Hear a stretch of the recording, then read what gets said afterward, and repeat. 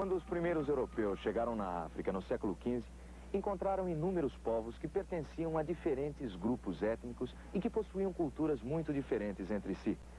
Quase toda a população africana vivia em tribos espalhadas por todo o continente. As rivalidades e as guerras entre as diversas tribos africanas permitiram que os europeus os dominassem facilmente. Desde o início, a conquista e a exploração da costa africana geraram altos lucros para os portugueses. Além de extraírem riquezas como ouro e marfim, também capturavam e aprisionavam os africanos para vendê-los como escravos. Os negros eram violentamente arrancados de suas famílias, de suas tribos, de seu ambiente natural. Eram transportados de todas as regiões da África para os portos costeiros, onde eram trocados como mercadorias por aguardente e tabaco. Nos portos, os africanos eram embarcados nos chamados navios negreiros. Durante os vários dias de viagem, homens e mulheres ficavam amontoados em porões superlotados e imundos. A metade deles morria durante a viagem.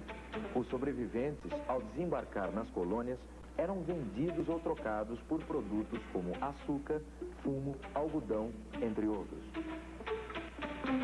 Depois eram acorrentados e levados para as fazendas, para as minas, para as casas de seus senhores, onde passavam a trabalhar como escravos. Homens e mulheres eram obrigados a se integrar numa sociedade e numa terra estranha, onde eram simplesmente tratados como instrumentos de trabalho. Todo o serviço braçal era feito pelos escravos. Trabalhavam sem parar, fazendo tudo que seu senhor ordenasse de manhã até à noite. E ainda eram obrigados a produzir seu próprio alimento e suas roupas. À noite, eram amontoados em dormitórios coletivos e, para que não se rebelassem contra a vida subhumana, eram violentamente castigados. O Brasil nunca teve um código que regulamentasse os castigos impostos aos escravos, como acontecia no resto da América. A legislação existente servia apenas para coibir os excessos praticados por alguns senhores de engenho. Esses excessos poderiam começar no pelourinho, com chicotadas, passando a mutilações de partes, como as mãos, a língua, as orelhas, chegando até uma execução final, na forca, ou então, em alguns casos registrados, de escravos queimados vivos. Tudo isso como forma de coibir novas tentativas de rebelião, novos desacatos. Tudo isso para servir de exemplos aos outros escravos.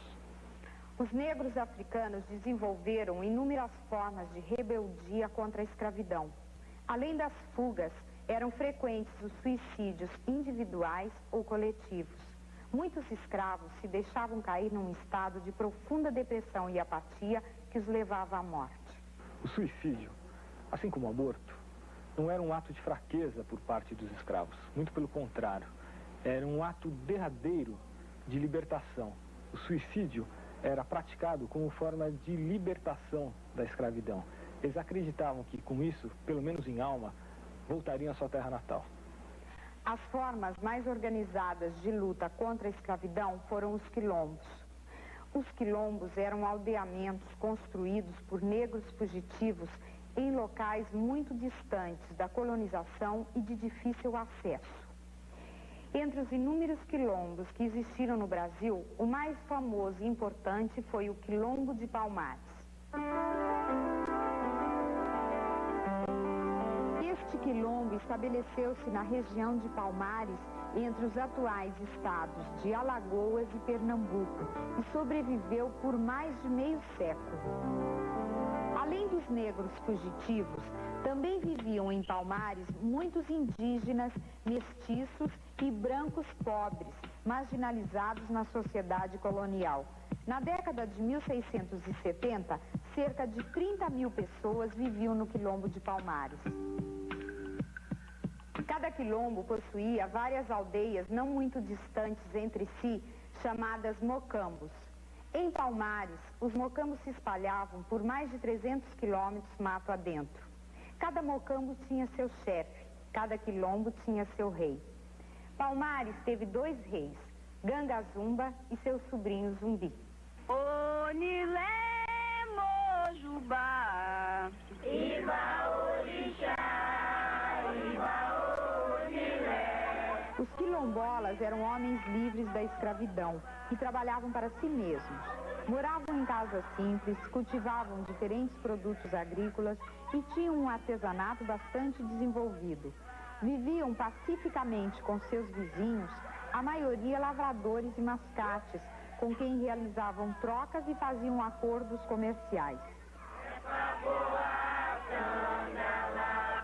O quilombo dos Palmares surge exatamente na época em que o Brasil está sendo invadido pelos holandeses. Essa invasão desestrutura a colônia, possibilitando a fuga de um número muito grande de escravos para as matas de Alagoas e ali criando o quilombo de Palmares. Palmares significou um Brasil livre, negro, dentro de um Brasil senhorial. Isso, para a época, não poderia ser aceito, não só pela questão social, mas principalmente pelo fator econômico que estava por trás da escravidão, já que os escravos representavam um investimento muito grande feito por parte dos senhores, e esse investimento tinha que ser recuperado de qualquer maneira. O quilombo de Palmares era uma ameaça para a ordem colonial e escravista. Sua existência incentivava as fugas e as rebeliões de escravos. Para os senhores de engenho e para as autoridades da metrópole, era preciso destruir Palmares. No entanto, desde seu surgimento em 1630, o quilombo conseguiu resistir a inúmeras expedições de ataque organizadas pelos colonizadores. No final do século, o Estado português e o governo de Pernambuco decidiram contratar o bandeirante Domingos Jorge Velho, especialista na caça ao índio, para liquidar Palmares.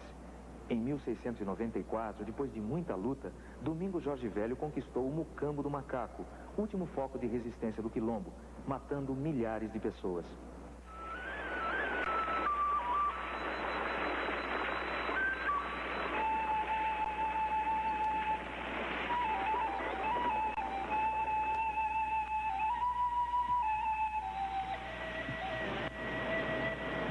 O rei Zumbi e outros homens conseguiram fugir se internando na mata. Resistiram por mais um ano, quando foram encontrados e mortos pelos bandeirantes. Mesmo depois de destruídos, Zumbi e Palmares continuaram a existir, como lendas e como exemplos de resistência à escravidão.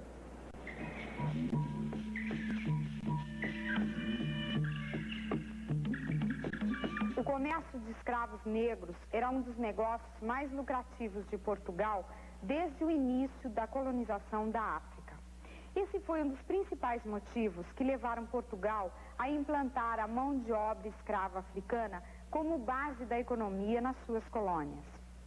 Na metade do século XV, os portugueses já haviam estabelecido vários pontos de comércio de escravos nas costas africanas. No Golfo da Guiné, em Angola e em Moçambique. Os portugueses quase não tinham despesas com a captura dos africanos. E mesmo considerando o grande número de escravos que morriam durante a viagem, a venda dos sobreviventes já era suficiente para gerar altos lucros. Nas colônias, esses comerciantes cobravam muito caro pelos escravos que vendiam. Além disso, a compra de matérias-primas das colônias estava condicionada à venda de grandes quantidades de africanos. E não eram só os comerciantes que lucravam com o comércio negreiro. O Estado português ficava com a 10ª parte de seu valor total e a Igreja Católica com 5%. Durante os 400 anos de escravidão no Brasil, os africanos resistiram à perda completa de sua identidade cultural. Essa resistência se deu principalmente através da recuperação e da preservação de rituais religiosos de origem africana, quase sempre ligados às formas coletivas de rebeldia.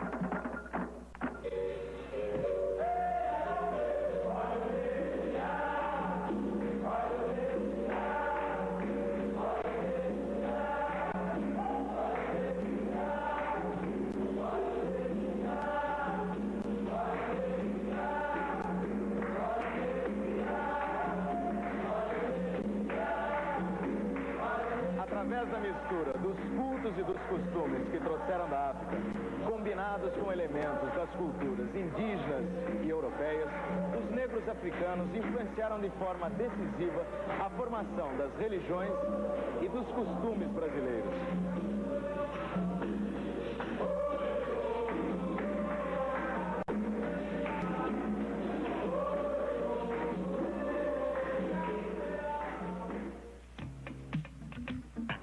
formação do clube.